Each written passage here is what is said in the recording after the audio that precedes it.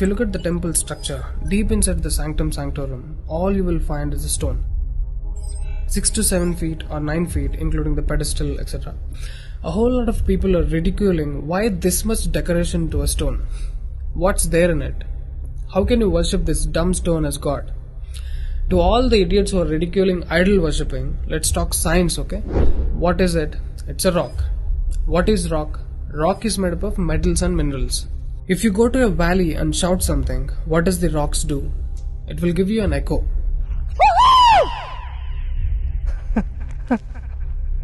It's an open place. The sound travels, hits the rock and throws it back. This phenomena is called echo and it's scientifically proven, everybody knows it. Depending on how loud you send the sound waves, accordingly rocks will throw back an echo. Every rock, that's why you will hear 2-3 sounds at different intervals. Visually you cannot see what's happening, but you can hear it. This is in open space. Imagine if you're doing it in a closed place. What would be the amount of echo? Obviously much more than the open space.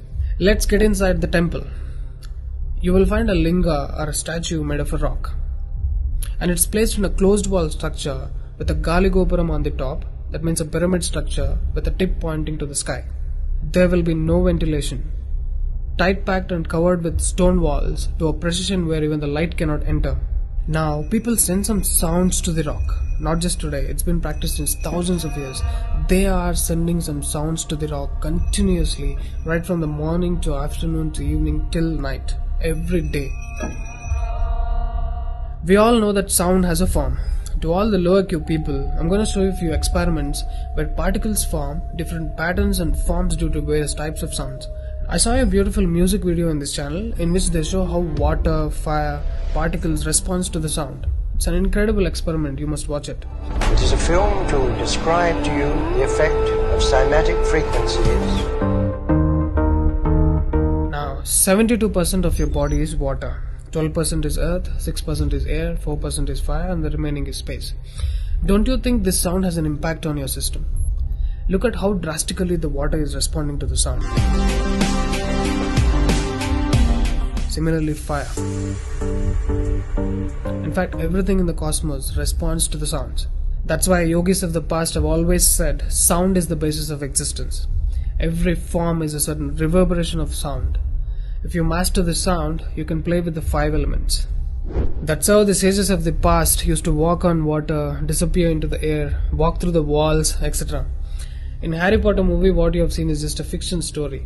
But here, we have got yogis who did all that for real. Even though there are many mystics who can do these things, not just them.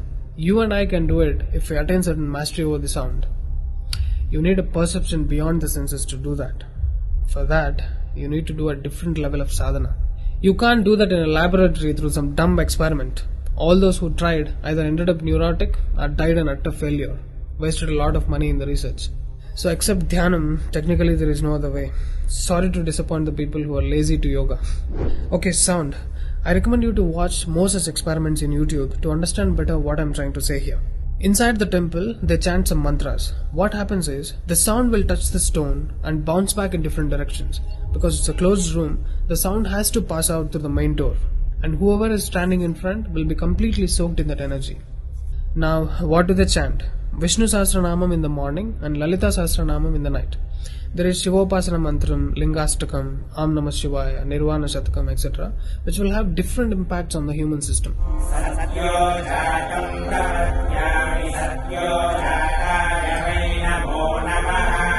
I really wanted to check what impact these sounds have on the human system.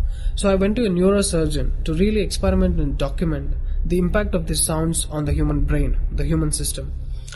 I took my friend Rahul for the EEG test. It's called electroencephalography, where you can see the brain activity, the activity of the nervous system of a person on a computer.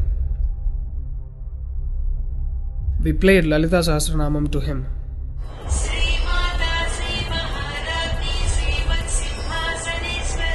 Rahul, relax your face.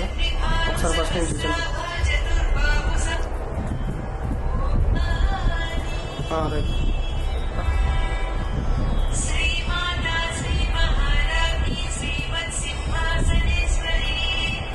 The kind of parasympathetic differences that he's getting is anonymous. Oh my god, then I understood. These sounds are engineered in such a way that the rhythm of the chant will go inside your parasympathetic nervous system and will put you into deep sleep within 3 to 5 minutes. First thing is, the chant is some thousands of years old. How could these ancient sages know that these sounds impact the parasympathetic nervous system? They do it in the night. And in the morning they chant Vishnu Sahasranamam, the 1000 names of Bhagavan Vishnu. And again, these sounds are engineered in such a way that it will wake you up to a peaceful and refreshing state of mind. I'm sure most of you are suffering with painful wake-ups, with such an irritated mind that you can't sleep and you don't enjoy waking up. If you listen to Vishnu Sahasranamam in the morning, it will clear all these clutches in the brain and you will be super fresh when you wake up. Even today you can go and check in Tirupati temple. They will chant Vishnu Sahasranamam in the morning and Lalita Sahasranamam in the night. This is a clear science evolved and being practiced in temples. Even now in most of the temples they're still doing it without knowing why they're doing. I went and asked one of the priests in my hometown. He said, no, they're doing it since so many years. Or they will say something like, it's good for your health, you will get money, pregnancy, etc. This is one more reason why temples are ending up in ruins here. There is no one to talk about the science behind it. Why sounds and why the rock? So they call this rock as God, and when you chant for God, their idea is to benefit the human beings living in the city. It's a free service. Will your doctors treat you for free? But these temples are doing it for free, since ages. But now, these temples are under attack. It's time to free them from government's control. Temples' properties are being looted. They think too much of gold is available there. You know what? The temple design is such, there will be a Dvajastambam, which is made of some metal, usually gold or copper. Brass is a good conductor of sound, gold is an excellent conductor of electricity, and it has higher receptivity of the energy. To all the idiots who are worried about so much gold being used in the temple construction, just smack them with this video.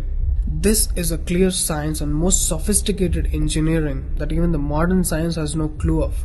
There is much more to the design of the temple. The design is such, the energy waves reverberated by the gopuram will pass straight and touch the antenna kind of arrangement here and stored in the energy format. People are supposed to touch it. A lot of people touch their heads without knowing why they are doing it.